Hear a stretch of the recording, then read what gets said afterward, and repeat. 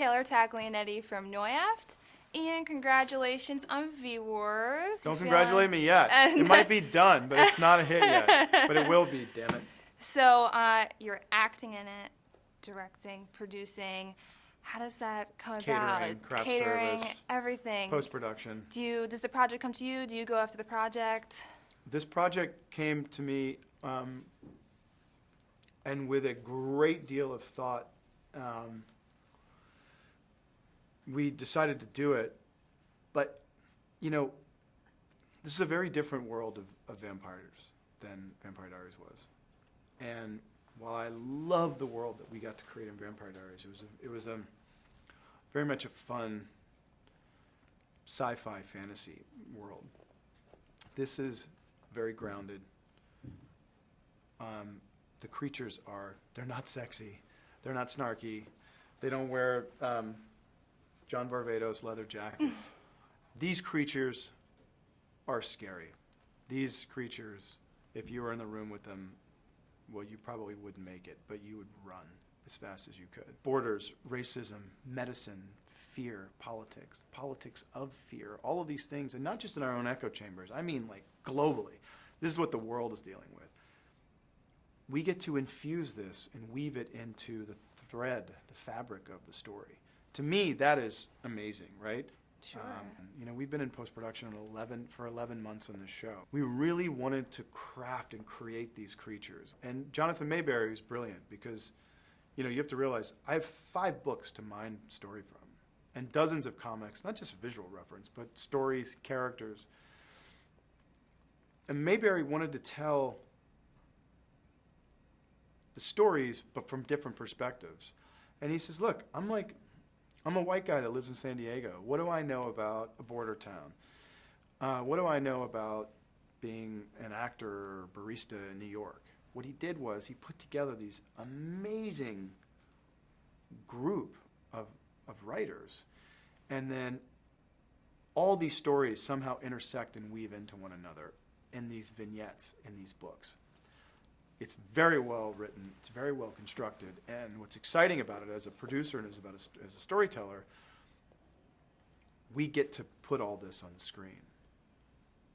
Season 1s of shows are hard. You're trying to find your footing, you're trying to build the world, and in a network format, you've got 22 episodes, right? So you've got a very long runway. This is just 10 episodes. So we wanted to really spend time crafting it, and I'm grateful that Netflix and IDW allowed us to do that. And because you're adapting it from this best-selling novel and you want to keep it socially relevant, do you get like just so much pressure on you, especially when you think about shows like Game of Thrones where like the last season had so much flack and you're adapting it from this best-selling novel? Do you get nervous as on the producer end that, you know, you really need to keep your word to the fans of the books? I mean, the thing is, they're apples and oranges, right? I take it as a great challenge, but I feel excited by the concept and the prospect that there is so much to mine from,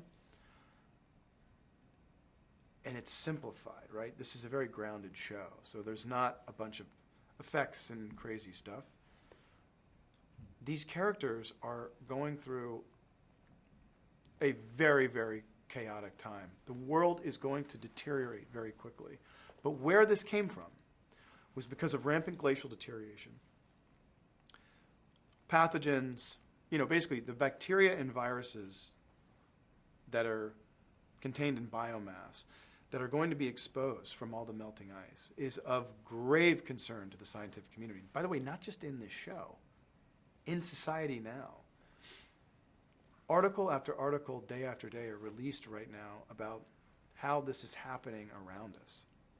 So, do I feel a great responsibility to tell these stories? Absolutely. But in the context of a grounded show where the characters are so dynamic that and the social juxtapositions where you see them in, I want to get under your skin. I want to get under your fingernails. I want you thinking about and feeling these moments and these characters.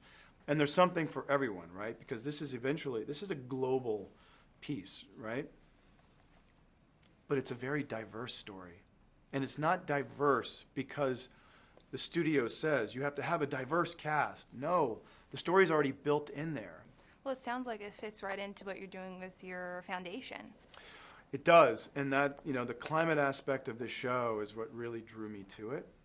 And again, it's not a point of view. I'm not trying to bludgeon people over the head with some crazy fanatical, sort of liberal perspective. No, it's just scientific.